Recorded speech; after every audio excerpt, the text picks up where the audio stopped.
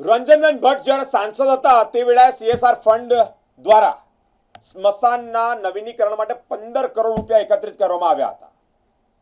થોડા સમય પહેલા જ સ્પાર્ક ટુડે ન્યૂઝે એક અહેવાલ પ્રસારિત કર્યો, એક ન્યૂઝ બનાવ્યો કે જે ચિતા છે જેના પર મૃતદેહ સળગાવવાનો હોય તેના પર વરસાદ છાંટો ન પડે, પરિવારજનો મૃતદેહ સળગાવનારા જે પરિવારજનો છે તેઓને તકલીફ ન પડે, પીવાના પાણીની વ્યવસ્થા થાય, પીવાના પાણી મળી રહે તે માટે હાલ અત્યારે તંત્ર એક્શન મોડમાં આવ્યું છે.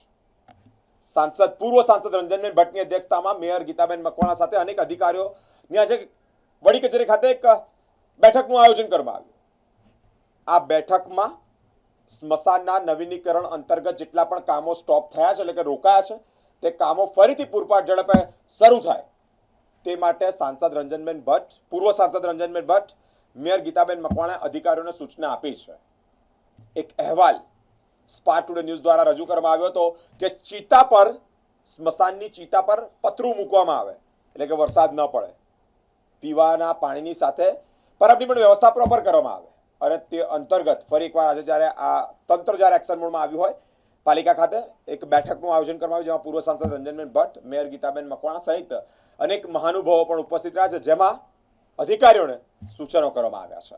આપ સૌને ખબર છે ને વડોદરાને પણ ખબર છે કે IOCL દ્વારા 7.5 કરોડ CSRમાંથી અને પાવર ગ્રીડ દ્વારા 7.5 કરોડ CSRમાંથી ખાસ આપણા ખાસવાડી સ્મશાનને ડેવલપ કરવા માટે આપ્યા છે.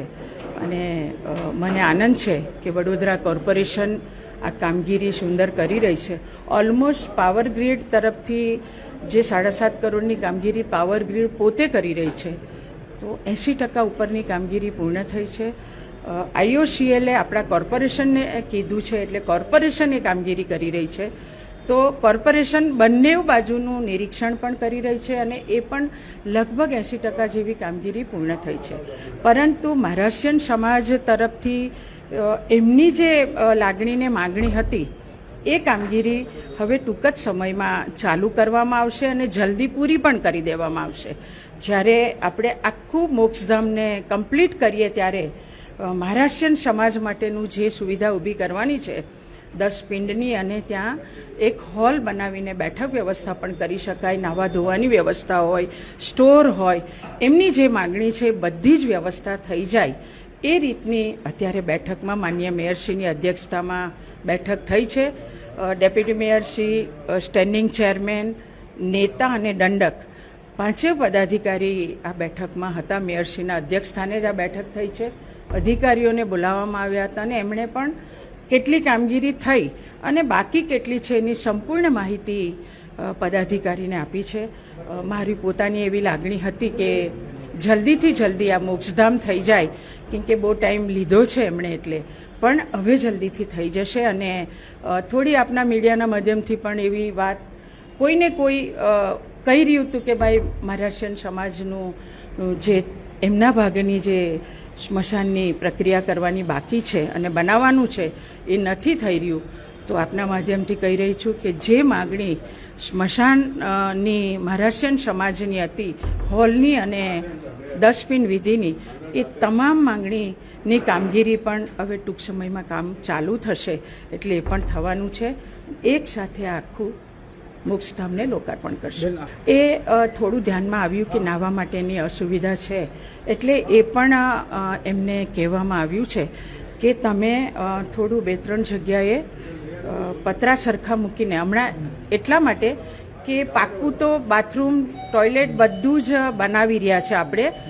પાવર ગ્રીડ બાજુ પણ છે અને આ બાજુ IOCL બાજુ પણ છે એટલે સારી સુવિધા મળી શકે એ રીતનું. ઇવન મહારાષ્ટ્રીયન સમાજનું આપણે બનાવી રહ્યા છે, ત્યાં પણ એક નાવા ધોવાની અને બાથરૂમની અને ટોયલેટની વ્યવસ્થા છે.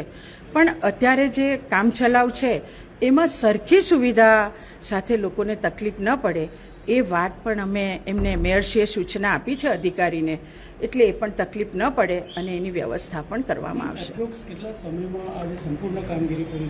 લગભગ 20% છે એટલે 2-2.5 મહિના સુધીમાં તો મોટાભાગે કામ પૂર્ણ થઈ જશે એવી બાંહેધરી આપી છે.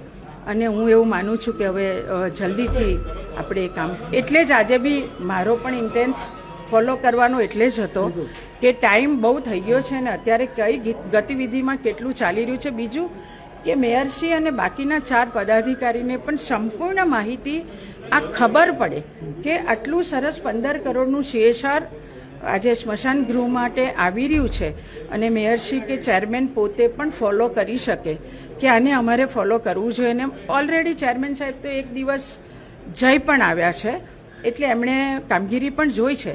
પણ હવે જલ્દીથી કામ પૂરું થશે અને આપણે વડોદરાને આ સુવિધા આપી શકશું. Thank you.